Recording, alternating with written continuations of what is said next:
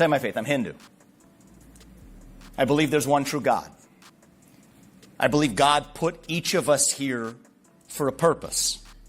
So recently there was a gathering of the three main candidates for president on the Republican side, besides Donald Trump. You know, Trump doesn't show up to these things. But anyway, this was a Thanksgiving kind of gathering where the candidates let their guard down a little bit, talk about their faith. This was a faith-based event. And so Vivek Ramaswamy talked about his faith. Now, Vivek is a Hindu. Now, should that preclude Christians for voting for Vivek?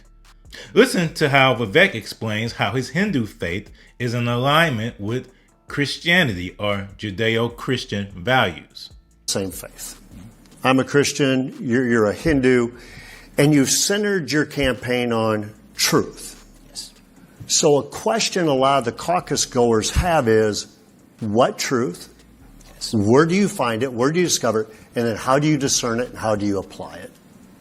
I think it's a question I'm grateful for, Bob, actually, because we have gone to probably hundreds of events across this state, and we get a lot of questions on policy, and it does feel like a bit of an elephant in the room. And so I'm grateful for the chance to talk about faith, actually. My faith is what gives me my freedom. In many ways, my faith is what led me to this presidential campaign, actually. I'll tell you about why. But let me just tell you about my faith. I haven't talked about this on the campaign trail yet. I'll tell you my faith. I'm Hindu. I believe there's one true God. I believe God put each of us here for a purpose. My faith teaches me that we have a duty, a moral duty, to realize that purpose, that we're God's instruments. He works through us in different ways, but we are still equal because God resides in each of us. That's the core of my faith. I grew up in a pretty traditional household. You'd certainly call, I think, a traditional household. My parents taught me family is the foundation. Respect your parents. Marriage is sacred. Abstinence before marriage is the way to go. Adultery is wrong. Marriage is between a man and a woman. Divorce is not just some preference you opt for. That when you get married, get married before God, and you make an oath to God and you make an oath to your family, that the good things in life involve a sacrifice, that there's more to life than the aimless passage of time. We're here for a purpose, and we pursue that purpose. Now, is that a foreign set of values? Is that a strange set of values? I think it is if you look at parts of America today. I mean, turn on the TV. Go to the movie theater.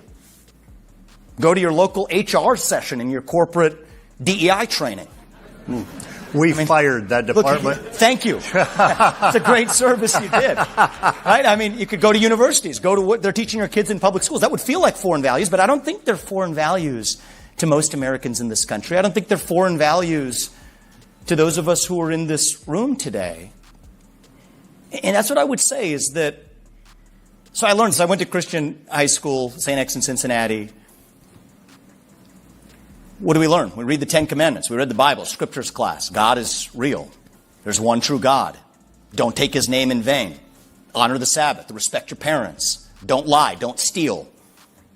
Don't bear false witness on your neighbor. Don't covet. Don't commit adultery. What I learned during that time, and I was a young person at that time, is that these values, they're familiar to me. They don't belong to Hindus. But these values, they don't belong to Christians either. They belong to God, actually. And I think they are the values that undergird our country.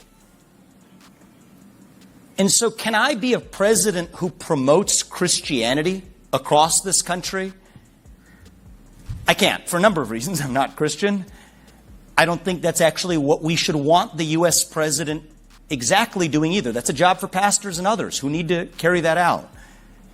But will I stand for those fair values, for those shared values? Will I promote them in the example that we set, revive them in the next generation of Americans? You're darn right I will, because that's my duty. And I think God put us here for a purpose. And one aspect of my faith that I'll just comment on, Bob, is one of our teachings is that we don't choose who God chooses to work through. That's not our choice. That belongs to God. And again, when at St. X High School, we read the book of Isaiah. Hey, I want to say, if you haven't done so already, please hit the like button and click subscribe so we can get this message out to as many people as we can to let them know that they're not victims, they are empowered for greatness. That was familiar to me.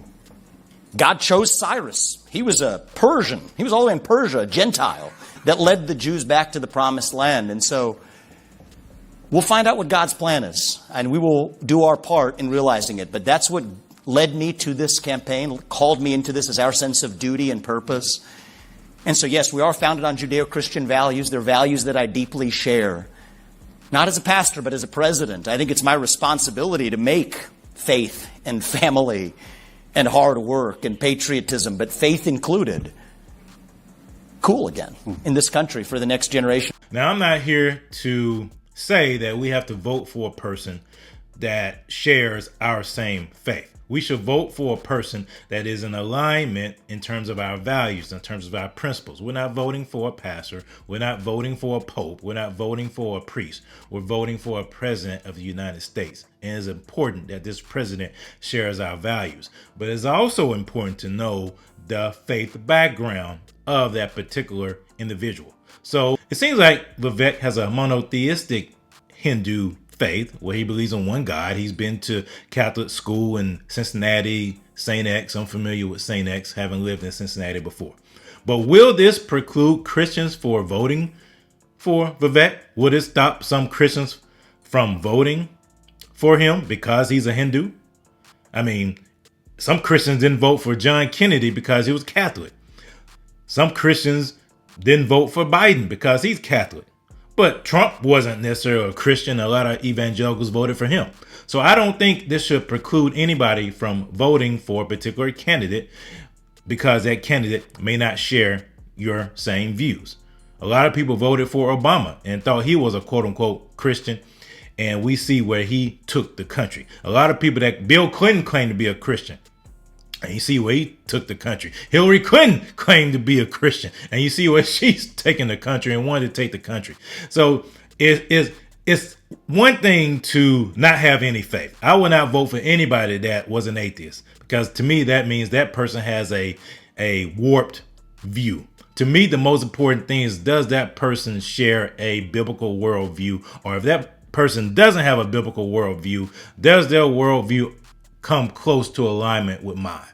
Because we're not voting for a pastor, we're not voting for a priest, we're not voting for a pope. Let me know what you think about this. Hey, I want to say, if you haven't done so already, please hit the like button and click subscribe so we can get this message out to as many people as we can to let them know that they're not victims, they are empowered for greatness.